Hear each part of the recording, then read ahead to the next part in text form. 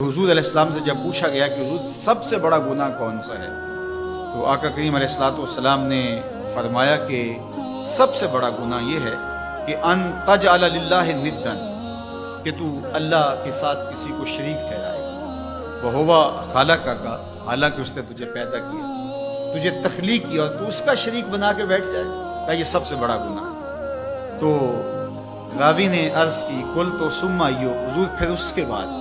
تو آقا کریم نے فرمایا ثم ان تقتل ولدک خشیۃ ان یطعم معک، تو بچے کو اس لیے قتل کر دے کہ یہ کس طرح میں اس کو پال سکوں، بچے کو ضائع کر دینا، اس کو قتل کر دینا۔ اللہ فرماتا ہے نحن نرزقکم وایاہم، ہم تمہیں بھی رزق دیتے ہیں، ان کو بھی دیں گے۔ تیسری بات حضور نے فرمایا ان تزانی بحلیلۃ جارک، آپ ہمسائے کی بیوی کے ساتھ بدکاری کریں، تو یہ بڑے گناہوں میں سے۔ ہمسایہ ماں جائے کی طرح ہوتا ہے، اس کی دیوار سانجھی ہوتی ہے، اس کی عزت سانجھی ہوتی ہے، اور اگر کوئی شخص طاق میں رہے اور ہمسایوں کے گھر گھس کے ان کی آبرو ریزی کر دے، تو یہ تین بڑے گناہ جو ہیں ان میں سے ایک بڑا گناہ اللہ کے محبوب علیہ السلام نے ارشاد فرمایا۔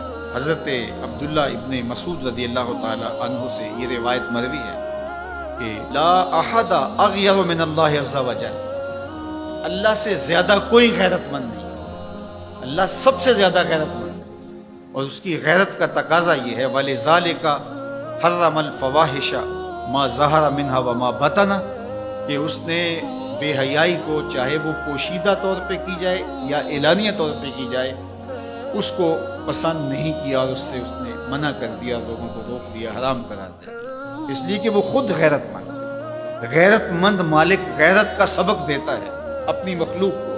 اللہ تعالیٰ قرآن مجید میں ارشاد فرمایا وَلَا تَقْرَبُوا الْفَوَاحِشَ مَا ظَهَرَ مِنْهَا وَمَا بَطَنَ، فحش کام کے قریب نہ جانا، وہ اعلانیہ طور پہ کرو یا وہ مخفی طور پہ کرو۔ تو مفسرین نے لکھا کہ جو بدکاری ہے وہ مخفی فحش ہے، اور شراب نوشی یہ اعلانیہ فحش ہے۔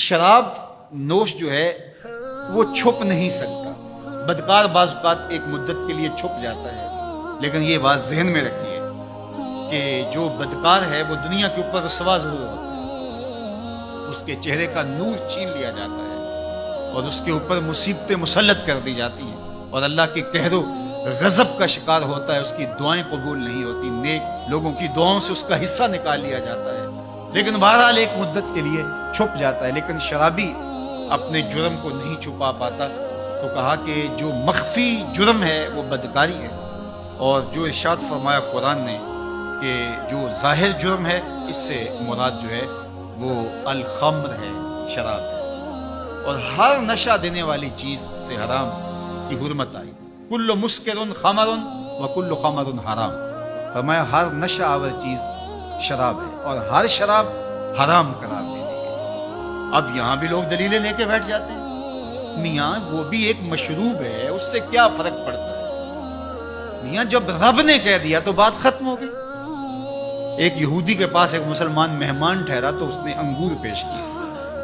تو اس نے بڑے شوق سے لیے، تو تھوڑی دیر کے بعد وہ شراب لے آیا۔ اس نے کہا استغفر اللہ، میں مسلمان ہوں، میں شراب نہیں لیتا۔ تو اس نے ہنس کے کہا یہ جو انگور آپ نے کھائے ہیں شراب اسی سے کشید ہوتی ہے۔ تو اس مسلمان نے کہا کہ آپ کی اہلیہ کدھر ہے؟ تو اپنی اہلیہ کو بلا لایا، تو کہا آپ کی کوئی اولاد بھی ہے؟ کہا ہاں میری بیٹی ہے، اس کو بھی بلا لاؤ۔ تو اس کو بھی بلا لایا۔ جب دونوں آ کھڑی ہوئی تو کہا کہ یہ حلال ہے تیرے لیے، اور یہ بیٹی اسی کی ہے، اور یہ حلال نہیں۔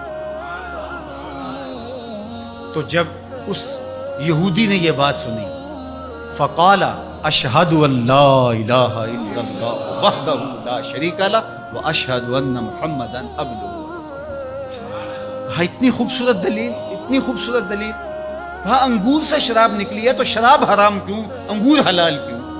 تو کہا مجھے یہ بتاؤ کہ تمہاری بیوی تمہارے لیے حلال ہے، تمہاری بیٹی تمہارے لیے حرام کیوں؟ کہا بات سمجھ میں آئی۔ تو میرے رب نے بعض کا تو اس کی حکمتیں ہمارے علم میں نہیں ہوتی، اور حکمت نہ جاننے کی وجہ سے ہم کہتے ہیں کہ یار یہ بات سمجھ میں نہیں آتی۔